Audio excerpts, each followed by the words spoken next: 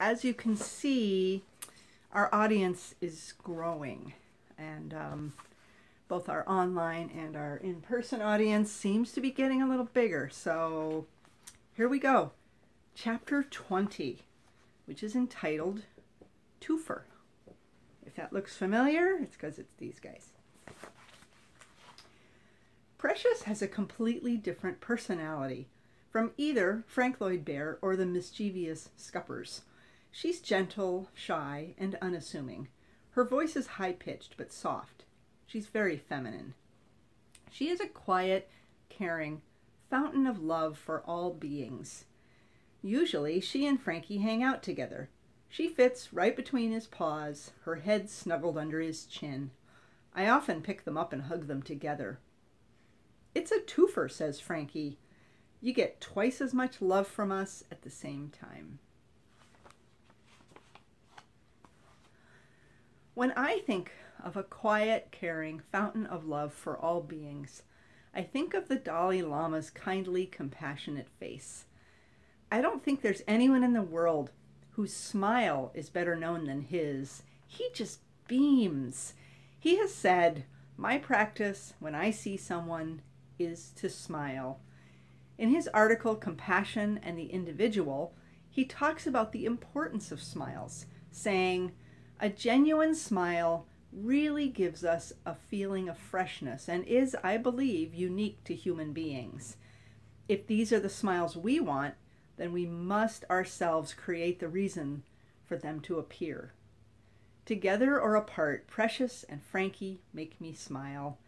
In the spirit of the Dalai Lama, I take their smiling compassion into the world and share it with others. As I wrote in Strangers Have the Best Candy, it's part of my diabolical plan to make the world a better place, full of sunshine, flutterbys, and oney babbits. I smile like a flower, not only with my lips, but with my whole being. Rumi.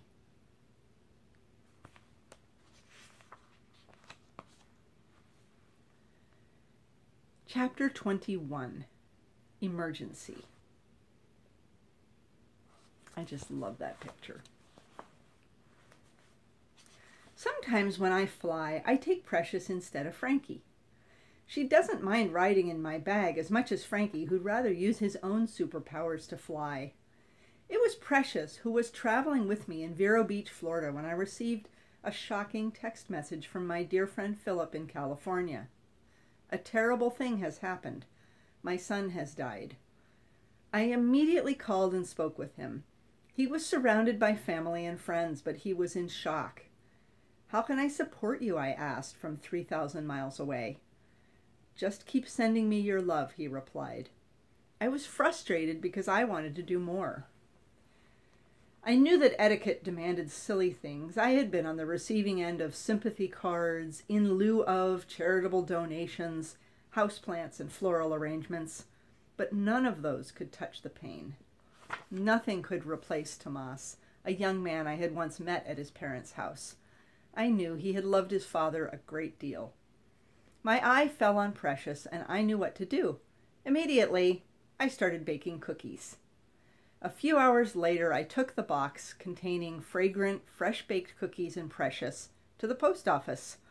The woman behind the counter asked the standard question: "Anything fragile, liquid, perishable, or potentially hazardous in this box?"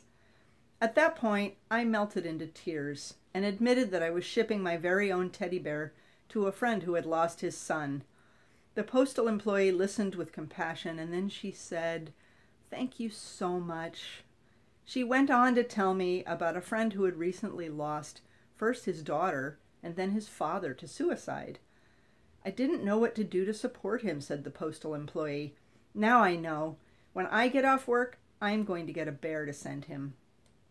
"If it's not your own bear, you should be sure to charge it up with lots of hugs before sending it," I recommended. "Here, I'll get you started." And I leaned across the counter and gave her a big hug, which cheered both of us up immensely and gave the other customers a reason to smile.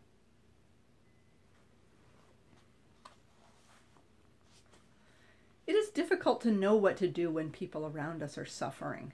It can make us uncomfortable, so we want to create distance from them. that's not going to contribute to their well-being or to our own.